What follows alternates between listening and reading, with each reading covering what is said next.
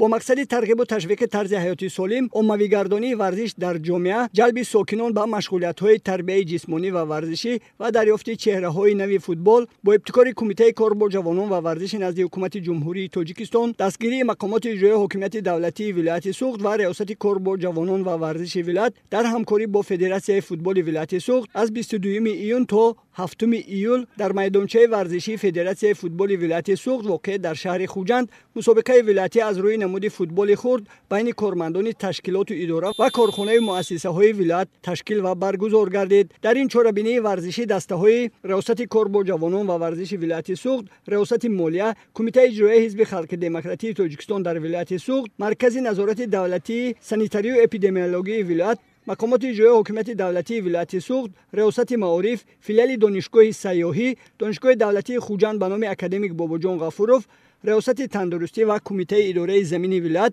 اشتراک نموده طی 15 روز بین هم سبقت کردند. مسابقه بین کارمندان تشکیلات و اداره‌های دولتی جالب و تماشاباب برگزار گردیده دسته‌های ریاست مالیه، دانشگاه دولتی حقوق بیزنس و سیاست تاجیکستان، مقامات اجرایی حکومت دولتی ولایت سوخت و ریاست تندرستی مهارت بلند نشان داده به واخوری‌های نیم نهایی و نهایی راه یافتند. در واخوری برای دریافت مقام سوم دسته‌های دانشگاه دولتی حقوق بیزنس و سیاست تاجیکستان و ریاست مالیه بین هم سبقت کردند و این دیدار به فایده بازیگران دسته دانشگاه دولتی حقوق بیزنس و سیاست تاجیکستان به انجام رسیده آنها مقام سوم را صاحب کردند. واخوری نهایی بین دسته‌های مقامات اجرایی حکومت دولتی ولایت سوخت و ریاست تندرستی ولایت برگزار گردید. دیدار نهایی جالب و شوق‌آور جریان گرفته بازیگران هر دو دسته برای دریافت جام رئیس ولایت سوخت ملکه و مهارت خود را نشان دادند. در این واخوری فوتبال بازان دسته مقامات اجرایی حکومت دولتی ولایت سوخت مهارت بلند نشان داده تیم ریاست تندرستی را با حساب 3-1 مغلوب نمودند و صاحب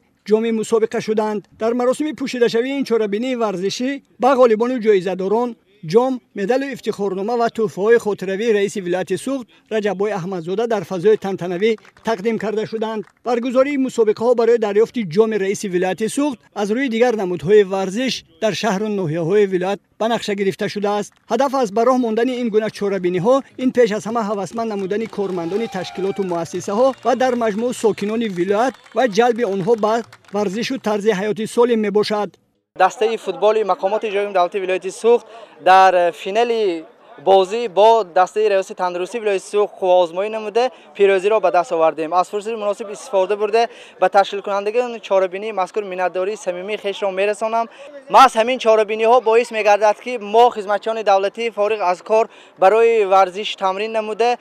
سلامتی خود را حفظ نموده برای پیشبرد دولت عزیزمان سهمگزار میشویم.